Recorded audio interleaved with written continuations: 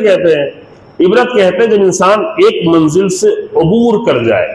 عبرت کے لفظ بنا ہوا ہے عبور سے، یعنی آپ جو سن رہے ہیں، جو دیکھ رہے ہیں، اس سے عبور کر کے کسی اور حقیقت تک پہنچ جائے. یہیں پہ اٹکے نہیں رہے، پھنسے نہیں رہے. ابھی ہمارے ذاکرین نے آ کے پھنسا دیا ہے. ایک واقعہ، اسی پہ خوش ہو، اسی پہ رو اور ثواب لو، جاؤ بریانی بھی کھاؤ، کھا کے جاؤ، معاملہ ختم ہو گیا.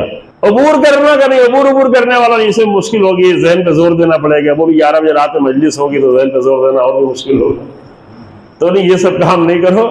آسان سے بس ہمیں واقعہ بتاؤ، ثواب دو، بات ختم ہو گئی. ٹھیک ہے؟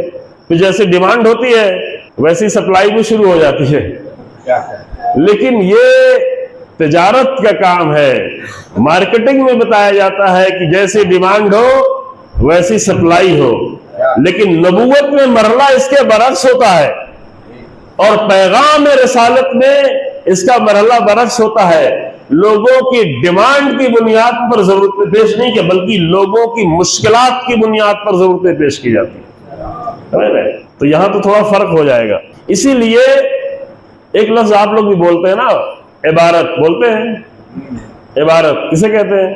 جو کتاب آپ پڑھتے ہیں، جو ٹیکسٹ آپ کو ہوتا ہے، ٹیکسٹ کو کہتے ہیں عبارت. عبارت کو عبارت کیوں کہتے ہیں؟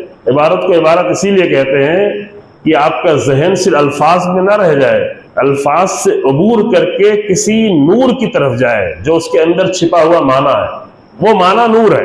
یہ نہیں کہ صرف قرآن کا معنی نور ہے، یہ نہیں کہ صرف حدیث کا معنی نور ہے. اگر آپ صحیح طرح سے عبارت پڑھتے ہو اور مقصد صحیح ہو تو سائنس میں بھی نور ہے، میتھ میں بھی نور ہے. عبارت سے آپ اس نور تک پہنچے. اس نور کو جو پہنچتا ہے اسے مزہ آتا ہے.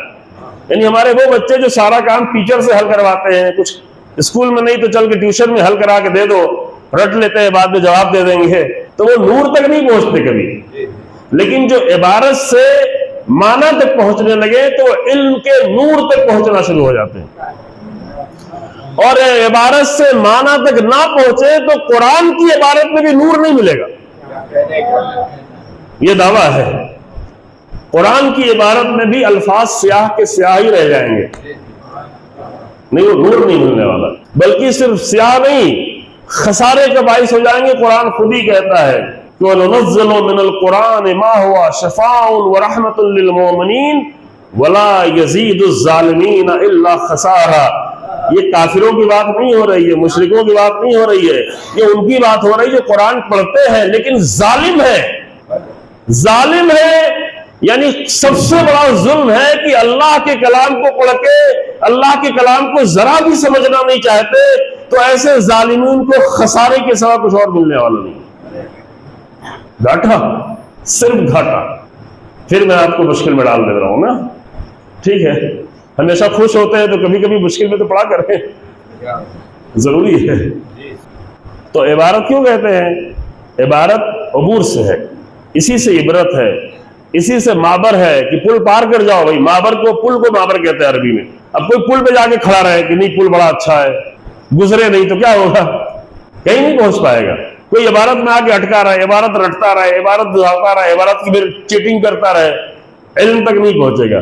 ویسے ہی کوئی تاریخ پڑھتا رہے، تاریخ کے واقعات پڑھتا رہے، قرآن کے واقعات پڑھتا رہے، لیکن عبور نہیں کرے، وہاں سے عبور کر کے اس حقیقت تک نہیں پہنچے جہاں تک پہنچانا ہے، تو کبھی اسے تاریخ سے عبرت ملنے والی نہیں. تاریخ سے عبرت نہیں ملے گی. ہاں ثواب